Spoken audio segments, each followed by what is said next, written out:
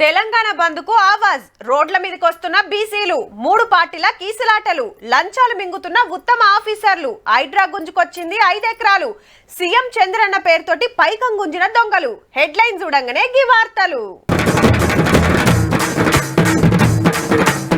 14న బీసీల తెలంగాణ బంద్ సర్కారోళ్ళు ఏం చెప్తారో ముందు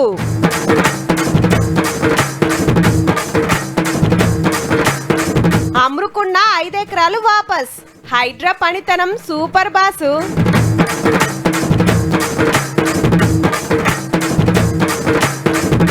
నెల రోజుల్లా ఇందిరమ్మ చీరలు మంచిగున్నాయా అక్కలు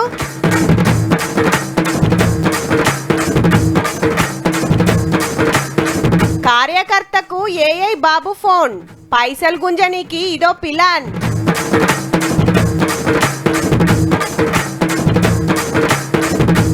హిమాలయాలకు పోయిన కబాలి ఆ సింప్లిసిటీని అందరు చూడాలి. అందరు శాకాహారులే గాని మరి చేపల ముల్లేడవా అనే శాస్త్రం యాదికొస్తున్నదుల్లా తెలంగాణలో రాజకీయం చూస్తుంటే ఏ పార్టీ చూడు మీం కాదంటే మీం కాదంటుర్రు, మీరే వేసిండ్రంటే మీరే వేసిండ్రని అవతలోళ్ళని అరుచుకుంటుర్రు. మరి బీసీ రిజర్వేషన్లు ఆగటానికి కారణం ఎవరు, ఇప్పుడు ఏం చేస్తే ఓకే అవుతాయి అనే చర్చలు నడుస్తున్నాయి. ఇక అంతా ఓకే అయితే ఈ పార్టీకి లోకల్ బాడీ ఎలక్షన్ల జాతర ఉంటుండే ఊరూరా గా సంబురాలు పోయి గీ నిరసనలు చేయాల్సిన కథాయే. ర్యాలీలు రాస్తారోకోలు నిరసనలు దిష్టి బొమ్మలు గాలబెట్టాడు.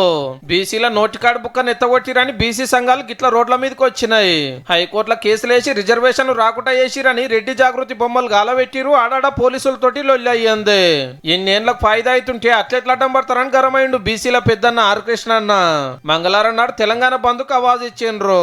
14 నాడు చరిత్రలో ఎక్కడ లేని విధంగా బంద్ జరపాలని తెలంగాణ ఉద్యమం లే విధంగా అయితే మిలియన్ మార్చ్ 13వ తారీఖు నాడు జాతీయ రహదారుల దిగ్బంధం చేయాలని చెప్పి కూడా మేము నిర్ణయం తీసుకోవడం జరిగింది. అయితే సర్కారుల కాడికి హైకోర్టు కాయిదాలు ఇంక అందలేదట.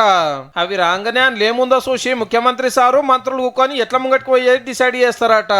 ఇటువంటి కేసుల గురించి బగ్గా తెలిసిన తోపు లాయర్లతోటి మాట్లాడుతూనే ఉన్నారు. ఇంకో దిక్కు మాట ఇచ్చినట్టే బీసీలకు 42% రిజర్వేషన్లు ఇచ్చే ఎలక్షన్లకు పోవాలనే జిద్దుతోటి ఉన్నారు. అవసరమైతే సుప్రీంకోర్టుకు పోయే ఆలోచన కూడా చేస్తుందట గవర్నమెంట్. ఇది ఇట్లా నడుస్తుంటే బీసీల రిజర్వేషన్లకు మీరు అడ్డం పడ్డారంటే మీరే అడ్డం పడ్డారని 3 పార్టీల లీడర్లు మునం పెట్టి అరుచుకుంటున్నారు. బాజాబ్తా కులగణన సర్వే చేసినాము, అసెంబ్లీలో తీర్మానం చేసి బిల్లులు సెంటర్ వాళ్ళకి పెడితే పెండింగ్ లో పెట్టినందుకే గింత కథ అయిందని సర్కారు వాళ్ళు. అగో మమ్మల్ని ఎందుకు అంటున్నారు, అసెంబ్లీలో బిల్లుకు సపోర్ట్ చేసినాం కదా అని బీఆర్ఎస్ బీజేపీ. మీరు బీజేపీ మీద మీరు బీఆర్ఎస్ కలిసి కుట్రపూరితంగా బుడ్డ జల్లే కార్యక్రమం చేయవచ్చు. బీసీల జనాభాకు అనుగుణంగా రిజర్వేషన్లు పెరగాలంటే కేంద్ర ప్రభుత్వం ద్వారా జరిగేటువంటి కులగణన ద్వారానే అది మొదటి చర్యగా అది భావించవచ్చు. కాంగ్రెస్ పార్టీ వాళ్ళదే మోసం ఇది. అంటే ఒక బీసీలను మోసం చేసేందుకే ఈ డ్రామా. ఈడ హిమ్మత్ ఇచ్చిరు కానీ సెంటర్ వాళ్ళని ఎందుకు అడుగుతలేరని కాంగ్రెస్ వాళ్ళు గుస్సాగా పట్టారు. కేంద్రంలో అధికారంలో మీరున్నారు, భారతీయ జనతా పార్టీ దాన్ని క్లియర్ చేసి ఇక్కడ ఉన్న బీసీ సామాజిక వర్గానికి కాంగ్రెస్ పార్టీ చేసింది, కానీ ఇయ్యలేకపోయింది. మేము ఇప్పించినాము, మేము తెచ్చినామని తెచ్చే ఒక సోయి ఉండాలి మీకు. 3 పార్టీల నడిమిట్ల కామ్రేడ్లు వచ్చి గిట్లా అంటున్నారు. ఈ నేరం ఎవరిదయ్యా అంటే ఈ నేరం బీజేపీది. ఈ నేరస్తులకి డైరెక్ట్ గాను ఇండైరెక్ట్ గాను సపోర్ట్ చేస్తున్న వాళ్ళు ఎవరయ్యా అంటే వాళ్ళు బీఆర్ఎస్ వాళ్ళు. ఇట్లా ఒకళ్ళ మీద ఒకళ్ళు ఎత్తేసుకున్నాడే గాని అందరు ఒక్క కాడికి రారు, ఒక్కటై కొట్లాడరు, తవ్వ సాఫ్ చెయ్యారు. ఎందుకంటే బలగం పెద్దగా ఉన్న బీసీల పేరు మీద ఎవరు రాజకీయం అల్లది. మరి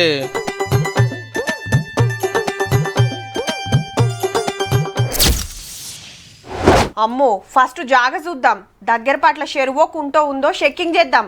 అంతా ఓకే అనుకుంటేనే భయాన కట్టాలిరా. ఏమంటున్నా, అరే నీకు తెలిసిన వాళ్ళు ఎవరన్నా ఉన్నాడ్రా హైడ్రా ఆఫీస్లా? మా పార్కు కబ్జా పెట్టిండ్రా, మంచిగా చెప్తే ఇనేటట్టు లేరు. ఉండు బిడ్డ నీ సంగతి చెప్తాగు. గవర్నమెంట్ భూమిలో షెడ్ వేసిందేగాక నా కారు పార్కింగ్ చేయనివా, రేపు బండ్లు రాకుంటే చూడు అన్నట్టున్నదబ్బా. ఇప్పుడు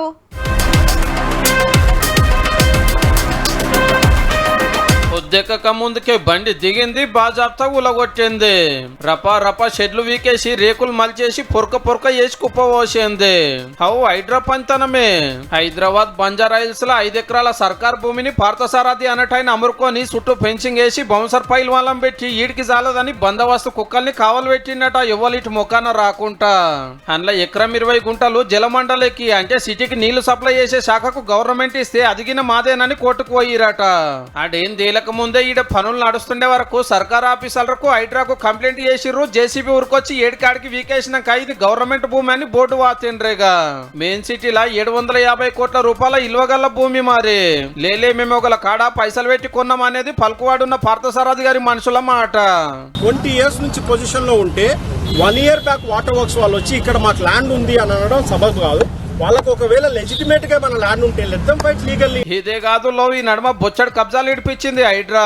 చెరువులు, కుంటలు, పార్కులు, రోడ్లు, ఫుట్పాత్లు, నాలాలు, సర్కార్ భూములు ఏది అమరుకున్నా కంప్లైంట్ వస్తే చాలు ఎంక్వైరీ చేసుడే, బుల్డోజర్ దింపుడే. హైడ్రా ఉట్టి 15 నెలగిన కాలే గానీ ఏం తక్కువ 1000 ఎకరాలు 50,000 కోట్ల ఆస్తులు కాపాడిందంటే చూడండిగా.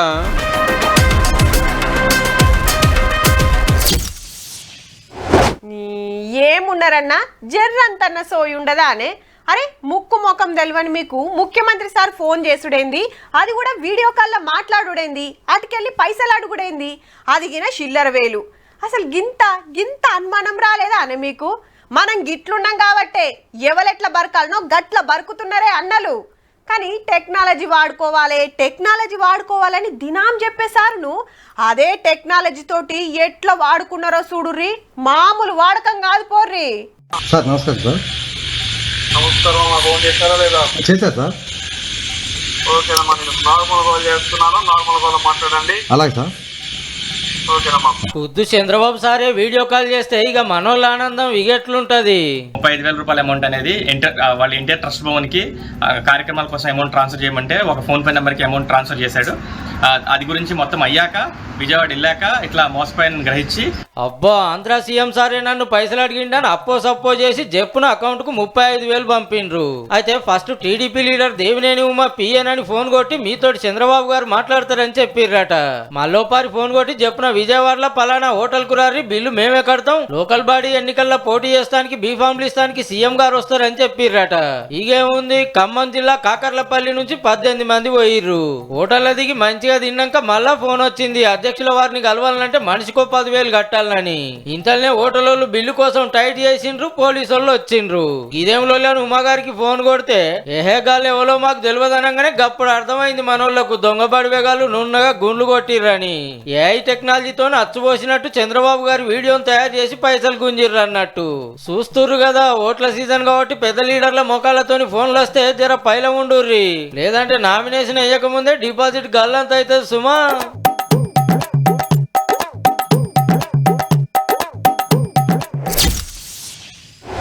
పద్మశ్రీ, పద్మభూషణ్, పద్మవిభూషణ్, భారతరత్న ఇవి మన దేశంలో పెద్ద అవార్డులు. లీడర్లు, సినిమాలకు, కవులు, కళాకారులు, స్వచ్ఛంద సంఘాలు నడిపేటోళ్ళు, నలుగురికి అక్కెరొచ్చే పనులు చేసేటోళ్ళకి ఇస్తారు. సేమ్ ఇట్లనే దునియాల నోబెల్ ప్రైజ్ అని ఉంటుంది. దానికి మస్తు విలువ. ఎంతో మంది పోటీ పడితే 1కి 100 మాటల ఆలోచన చేసిస్తారు. అయితే ట్రంప్ గారు ఆశల మీద డ్రమ్మర్ నీళ్లు గుమ్మరించినట్టు అయింది పో. నోబెల్ శాంతి బహుమతి కోసం మస్తు కోషిష్ చేసిన ఉత్తకతే అయ్యింది. వెనిజులా దేశం ప్రతిపక్ష లీడర్ మరియా కొరీనా మచాడో మేడానికి ఇచ్చిరు పబ్లిక్ హక్కుల కోసం మస్తు ఓట్లాడిందని. దునియా మొత్తంకెళ్ళి 330 మంది దరఖాస్తు పెట్టుకుంటే ఎన్నో పోరాటాలు చేసిన ఈమెకిచ్చుడే కరెక్ట్ అనిపించిందట కమిటీలకు. అట్లనే 10 కోట్ల రూపాయలు కూడా ఇస్తారు మేడానికి. కానీ శాంతి బహుమతి రానందుకు అధ్యక్షుల వారికి ఎంత బీపీ పెరుగుతున్నదో పో. 7 యుద్ధాలు ఆపినా నాకే ఇయ్యాలి, నాకు ఎవరికి ఇస్తారు, నేనే దునియా శాంతి దూతనని ఎన్నో మాటలు సారే చెప్పుకోనే. నిన్ననే ఇజ్రాయిల్ హమాస్ నడుమ అగ్రిమెంట్ చేస్తే 2-3 ఏళ్ల సంధి నడుస్తున్న యుద్ధం ఆగింది. కొన్ని దేశాలు కూడా హిమ్మతి ఇచ్చిన ఈసారికే. ఇక నోబెల్ ప్రైజ్ పక్కా అని మురిసిపోతున్నాయి అల్ల రాకపాయే. ఏహే ఒకళ్ళు నాకిచ్చుడేందని సారే కొత్త నోబెల్ ప్రైజ్ తయారు చేసుకొని ఆయనే ఇచ్చుకుంటాడో, లేకుంటే శాంతి బహుమతి రానందుకు కొత్త యుద్ధాలే ఉట్టిస్తాడో పో.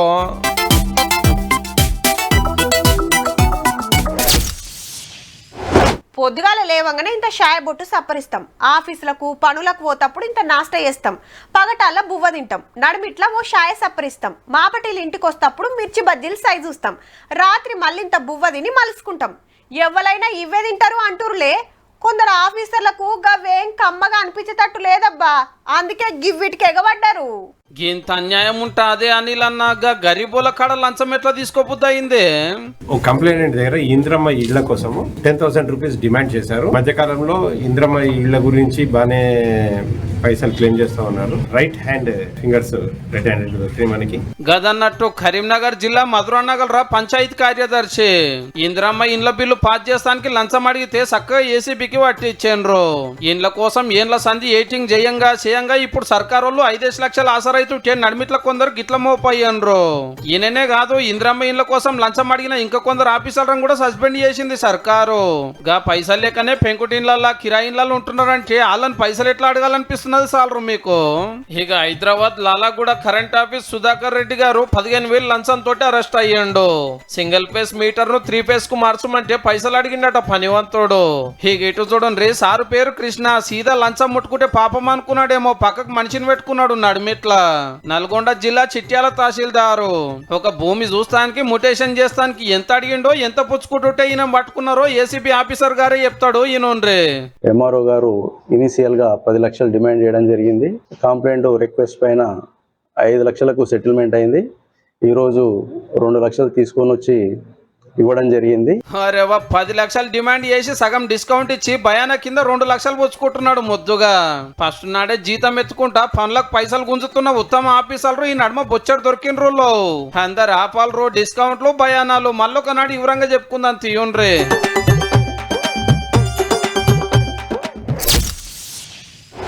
ఎంపీ అంటే పార్లమెంట్లో మాట్లాడతారు, మన నియోజకవర్గానికి పైసలు తెస్తారు, కావలసిన పనులు చేపిస్తారు, ఏమన్నా తిప్పలుంటే తీరుస్తారని అనుకుంటారు. అంతేకాదు దేశానికి ఏం కావాలనో మన దేశం పతారేందో ప్రపంచానికి చూపించే జిమ్మేదారి కూడా ఉంటుంది ఎంపీల మీదనే. పార్టీలు జెండాలు పక్కకు పెట్టి మనమేందో మన తరికేందో సాటింపేస్తారన్నట్టు. ఇగో గిట్లా. On international trade, India reiterates its support for rules-based, fair, open, transparent, inclusive, non-discriminatory and equitable multilateral trading system under the WTO. Rules ప్రకారం బిజినెస్ చేస్తేనే ఇండియా హిమ్మత్ ఉంటదని పెద్దపల్లి ఎంపీ వంశీ సార్ మాట్లాడుతున్నది ఏడనుకుంటున్నారు. దునియా మంచి చెడ్డలు అరుచుకునే ఐక్యరాజ్య సమితిలా అమెరికాలో న్యూయార్క్ పట్టణంలో ఉంటది. మన దేశంకెళ్ళి 15 మంది ఎంపీలను పంపిస్తే అందులో సార్ ఒక్కడు. అన్ని దేశాలు మంచిగా కలిసి పనిచేయాలి, అట్లయితేనే చెప్పున డెవలప్ అవుతాం. అప్పులు తెచ్చే కాడ 1-2 మాటలు ఆలోచన చేయాలని కోరిండు కడమ దేశాలను. Trade must serve as an engine for inclusive development, supporting commodity dependent economies and enabling fair participation of developing countries in global value chains. ఐక్యరాజ్య సమితి ఆకిట్లున్న మన గాంధీ తాతకు నివాళులు అర్పించిండు. వంశీ సార్ ఎంపీగా గెలుచుడు ఇదే తోల్తా. ఆల్రెడీ బిజినెస్ లో మస్తు అనుభవం ఉంది కాబట్టినే దేశం తరపున ఆడ మాట్లాడే ఛాన్స్ వచ్చింది అన్నట్టు.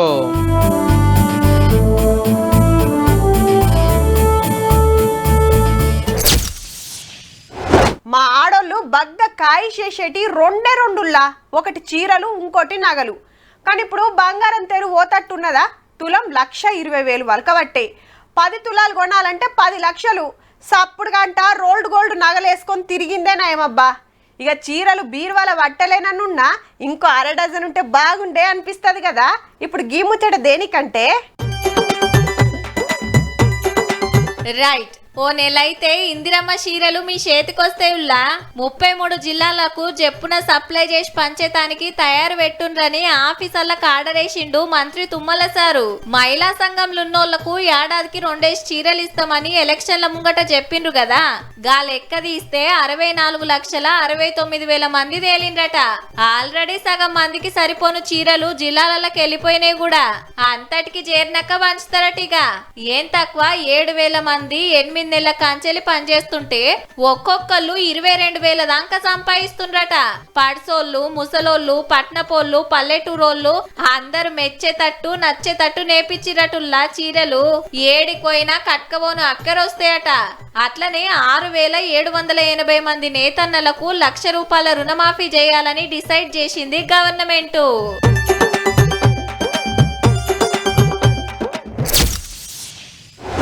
రజనీ సార్ అంటే స్టైల్ అంటే రజనీ సార్. కట్టని ఏషం లేదు, పలకని డైలాగ్ లేదు. హీరోగా ఎన్నో సినిమాలు తీసినా మేకప్ తీసేసిండంటే మస్తు సింపుల్గా ఉంటాడు. సినిమా ఫంక్షన్లకు పోయినా, అభిమానులను కలిసినా, ఏ మీటింగ్కు పోయినా ఏషం మారుడైతుండది. ఇవాళ రేపు ఒక్క సినిమా హిట్ అయితేనే మేమే పెద్ద తోపులమని ఫీల్ అవుతారు కొందరు. కానీ కబాలిని చూడుర్రీ. అవు గుహలో కూసోని ధ్యానం చేస్తున్నది రజనీకాంత్ సారే. మల్లోపారి హిమాలయాల యాత్రకు పోయిండుల్లా. రిషికేష్, బద్రీనాథ్ దర్శనం చేసుకొని మా అవతార్ బాబాజీ గుహల ధ్యానం చేసిండు గిట్లా. అంగి తెల్ల పాయింట్, చలి పెట్టకుండా గరం కోటు, నెత్తికి టోపీ, చేతుల కట్టే. కామన్ మ్యాన్ లెక్క కలెదిరుగుతున్నాడు. బాబాలను కలుస్తున్నాడు, సాధువులతోని ముచ్చట పెడుతున్నాడు, అందరితోని కూసోని భోజనం చేస్తున్నాడు. ఇక తొవ్వంట భక్తులు గుర్తుపట్టి దగ్గరికి వస్తే ఎవ్వలను నారాజు చేయకుండా సెల్ఫీలు దిగుతున్నాడు. ఈడ కాబట్టికే గింత అల్కగా కలుస్తుండ్రు. అదే మద్రాస్ లను, హైదరాబాద్ లను గీ ఛాన్స్ దొరుకుతుందా మరి? రజనీకాంత్ సారు హిమాలయాలకు పోవుడు ఇదేం తొలత కాదబ్బా. తీరువాటం దొరికినప్పుడల్లా పోతూనే ఉంటాడు. సారుకి ఇప్పుడు 74 ఏండ్లు. షూటింగులు, ఫైటింగులు, పాటలు, ఫంక్షన్లు, ఫ్యాన్స్ మీటింగ్లతోని జైల్లో పెట్టినట్టుంటదని పానం నిమ్మలం చేసుకుంటానికి ఇట్లా నచ్చిన యాత్రలకు పోయి వస్తాడన్నట్టు. కానీ అంత తోపు హీరో ఇంత సింపుల్ గా తిరుగుడే గిరేట్ కదా. మరెవలక్కడా కబాలి.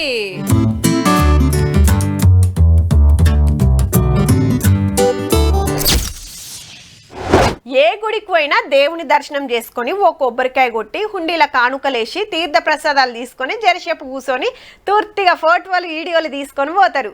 ఇక తిరుపతి వెంకన్న సామితానికి సుత శీతం మంది పోతుంటారు. పోయినోళ్ళు ఉత్తగానే రారు కదా. ఎవ్వల తాకతును బట్టి వాళ్ళు 100, 1000 కాదు, ఆస్తుల కాయిదాలు సుత దేవుని గల్లలేస్తోళ్ళు ఉంటారు. అట్లనే గివ్వి సుత తిరుపతి ఎంకన్న గల్ల పెట్టే డాలర్లతోని గలగల అంటుందిల్లా. అమెరికా, ఆస్ట్రేలియా, సింగపూర్ డాలర్లే కాదు, యూరో సెంట్లు, కెనడా సెంట్లు, బ్రిటిష్ పౌండ్లు, మలేషియా రింగ్జిట్లు, దక్షిణాఫ్రికా రాన్లు, శ్రీలంక రూపాలు, ఆఖరికి పాకిస్తాన్ నోట్లు కూడా వస్తున్నాయి. మరి దునియాల 197 దేశాలుంటే ఇప్పటిదాకా 157 దేశాల పైసల చిక్కలు, నోట్లు చదివిచ్చిండ్రట ఎంకన్న స్వామికి. ఏరే దేశాలకు బతకవైనోళ్ళు ఆడ మంచిగా సంపాదించినాక అందులోకెళ్ళి ఇంత దేవునికి సమర్పించి పోతారన్నట్టు. ఈ 10 ఏండ్లనే 200 కోట్లు అంటే ఏడాదికి 20 కోట్లు బయట దేశాల పైకమే వెళ్ళింది గల్లెపెట్టెలు దులిపితే. అంతకు ముందు షిక్కలే వచ్చేది, అవిటిని బ్యాంకుల కిలాల లెక్కన మార్చేది. ఇప్పుడు ఎన్ని రూపాయలైతేయో లెక్క కట్టి జమ చేస్తున్నారు. హుండీ ఆమ్దానితో పాటు దినామొస్తున్న విరాళాలు, కానుకలతోని ఎంకన్న ఆస్తులు 7 కొండలంత ఎత్తు పెరుగుతుందన్నట్టు. ఇక బంగారానికైతే లెక్కే లేదు. 1000 టన్నులుంది ఎంకన్న కాడ. 1000 కోట్ల రూపాయల డిపాజిట్లు, నగలు, వజ్రాలు, రత్నాలు, పగడాలు బొచ్చెడున్నాయి. పండుగల పూట దేవుళ్ళకేస్తే మస్తు ముద్దుగా అనిపిస్తది. పెద్ద భక్తులు ఎప్పుడొకళ్ళు ఏదో ఒకటి ఇచ్చి పోతూనే ఉంటారు. హుండీ పైకమే దినం 4 కోట్ల రూపాయలు. గుడి ఆఫీసర్లకు ఓ మాట చెప్తున్నాం, గింత ఆమ్దాన్ వస్తుంది కాబట్టి ఎండలకు, వానలకు తిప్పలు కాకుండా ఇంకింత సౌలతులు పెంచి సాముల వారి దర్శనం జెప్పున చేపిస్తురా అంటే 7 కొండలు బంగారి కొండలు అయినట్టే.